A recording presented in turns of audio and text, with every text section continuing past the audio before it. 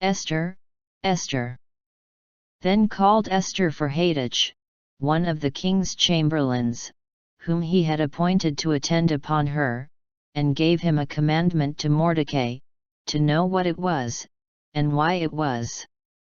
Again Esther spake unto Hathach, and gave him commandment unto Mordecai.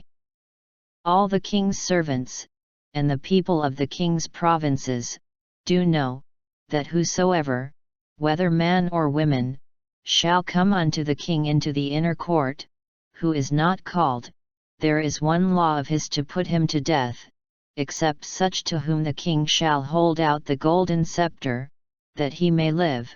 But I have not been called to come in unto the king these 30 days. Then Esther bade them return Mordecai this answer. Go, gather together all the Jews that are present in Shushan, and fast ye for me, and neither eat nor drink 3 days, night or day. I also and my maidens will fast likewise, and so will I go in unto the king, which is not according to the law, and if I perish, I perish. And Esther answered, If it seem good unto the king, let the king and Haman come this day unto the banquet that I have prepared for him. Then answered Esther, and said, My petition and my request is, if I have found favor in the sight of the king, and if it please the king to grant my petition, and to perform my request, let the king and Haman come to the banquet that I shall prepare for them, and I will do tomorrow as the king hath said. Then Esther the queen answered and said, If I have found favor in thy sight, O king, and if it please the king, let my life be given me at my petition, and my people at my request. For we are sold, I and my people, to be destroyed, to be slain, and to perish. But if we had been sold for bondmen and bondwomen, I had held my tongue, although the enemy could not countervail the king's damage. And Esther said, The adversary and enemy is this wicked Haman. Then Haman was afraid before the king and the queen.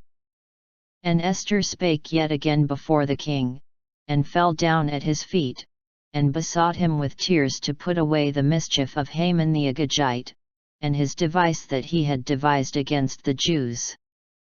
Then the king held out the golden scepter toward Esther. So Esther arose, and stood before the king, and said, If it please the king, and if I have favor in his sight, and the thing seem right before the king, and I be pleasing in his eyes, let it be written to reverse the letters devised by Haman the son of Hamdatha the Agagite, which he wrote to destroy the Jews which are in all the king's provinces. For how can I endure to see the evil that shall come unto my people?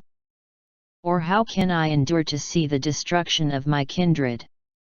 Then said Esther, If it please the king, let it be granted to the Jews which are in Shushan to do tomorrow also according unto this day's decree, and let Haman's 10 sons be hanged upon the gallows.